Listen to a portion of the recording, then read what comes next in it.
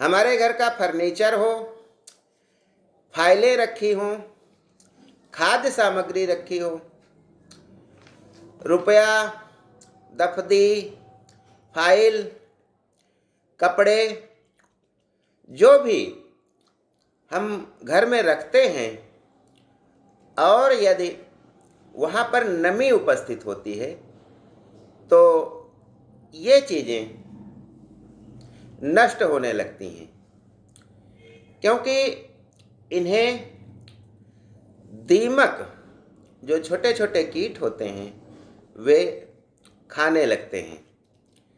दीमक का पसंदीदा भोजन जो है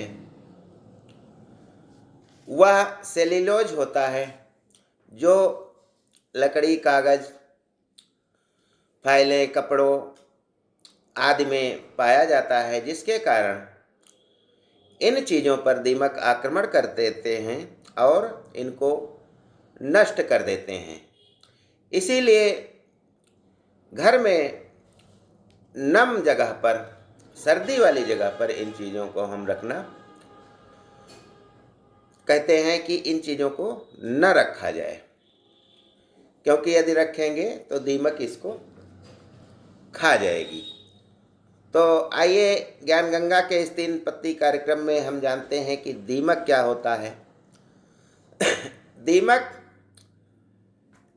पीले रंग के और कुछ सफ़ेद रंग के छोटे छोटे कीट होते हैं, जो कॉलोनी बना करके बड़ी बड़ी कॉलोनियों में रहते हैं। इनकी कॉलोनी एक हवेली के जैसी होती है, जिसमें एक रानी दीमक रहती है, जिसकी लंबाई चौड़ाई बहुत ज़्यादा होती है। कभी कभी तो यह 1-1.5 इंच की लंबाई भी हो सकती है। कॉलोनी में दीमक, मादा दीमक, जो रानी दीमक जिसे बोलते हैं, वो केवल एक होती है, और एक राजा होता है।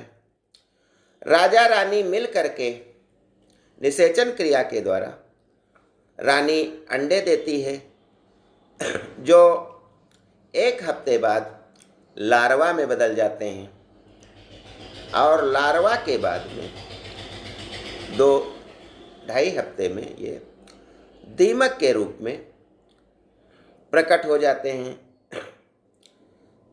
कॉलोनी में सबसे ज़्यादा दीमक मजदूर दीमक होते हैं, और ये नपुंसक होते हैं।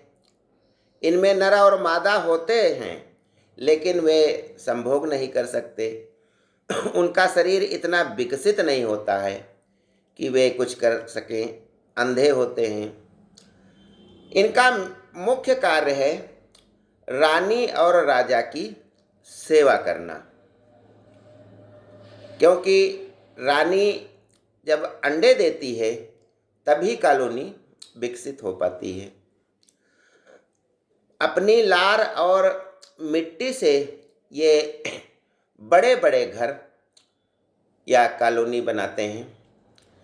रानी दीमक की उम्र 20 से 30 साल तक होती है। सैनिक 1-2 साल के होते हैं, और श्रमिक 2-3 साल जीवित रहते हैं।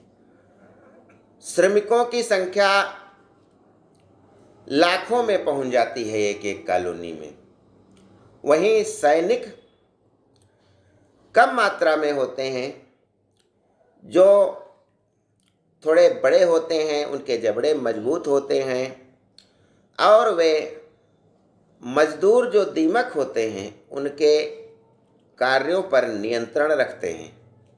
मजदूर दीमकों के से वे रानी की सेवा कराते हैं, सोल्जर्स जो सैनिक होते हैं, और रानी जब बीमार पड़ जाती है तो यही श्रमिक दीमक जो होते हैं, ये उसकी अच्छे तरीके से मसाज करते हैं, उसके मल मूत्र को हटाते हैं, और इस प्रकार से दीमक की एक कॉलोनी में एक रानी और राजा होता है,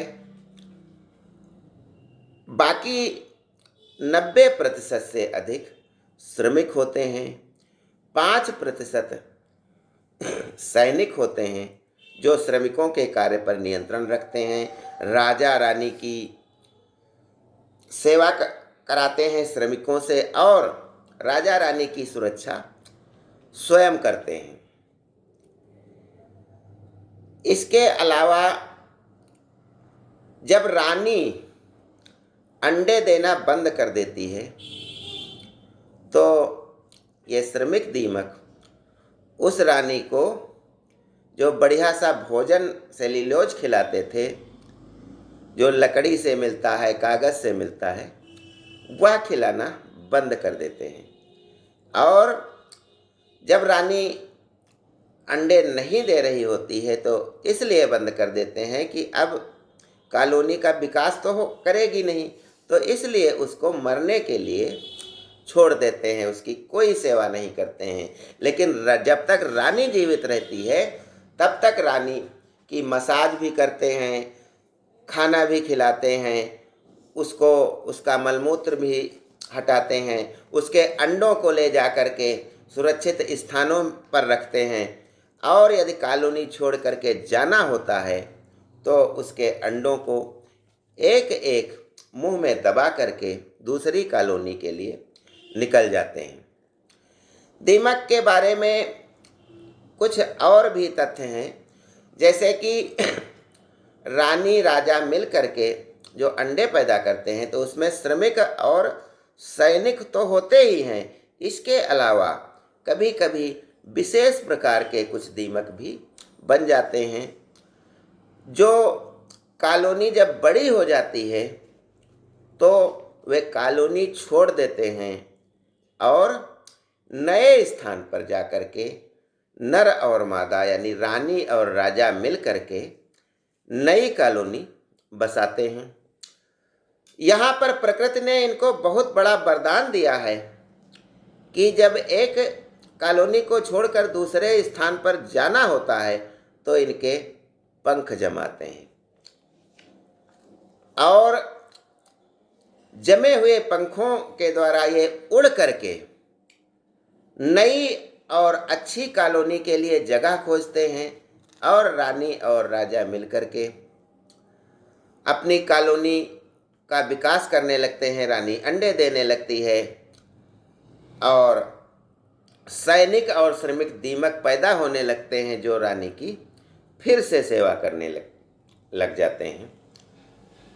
तो इस प्रकार से नई जगह जब जाते हैं तो पंख उग आते हैं और जब वहाँ कॉलोनी बस जाती है तो पंख झड़ जाते हैं, यानी अपने आप ही पंख उग आए नई जगह जाने के लिए और नई जगह जब पहुँच गए तो पंख झड़ गए और नई कॉलोनी बस गई। ये नमयुक्त स्थानों में, नमी युक्त स्थानों में हर जगह रह सकते हैं, कहीं भी सुरंग खोद करके उसमें निवास कर सकते हैं और हमारे सारे फर्नीचर को, कागज़ों को और घर में जो कुछ भी रखा है उसको ये खा जाते हैं। उससे सेल्यूलोज बनाते हैं, जब मुंह में खाते हैं तो लार मिला करके सेल्यूलोज बन जाता है जो इनका भोजन हो जाता है। श्रमिक दीमक जीवन भर कभी सोते नहीं हैं, वे अंधे होते हैं और लगातार रानी के अंडों की सुरक्षा करते हैं, अंडों को साफ करते हैं, अंडों को दूसरी जगह रखते हैं। जब अंडे लार्वा में बदलते हैं तो उनको खाना खिलाते हैं, सैनिकों को भी खाना खिलाते हैं, राजा रानी को भी खाना खिलाते हैं और उनकी भांति भांति से सेवा करते हैं। और जब जानते हैं कि रानी अब मर गई है तो उसको छोड़ देते हैं और रानी यदि अंडे देना बंद कर देती है तब भी उसको छोड़ देते हैं और वो रानी मर जाती है। ज्ञान गंगा में बस आज इतना ही। जय हिंद, जय भारत।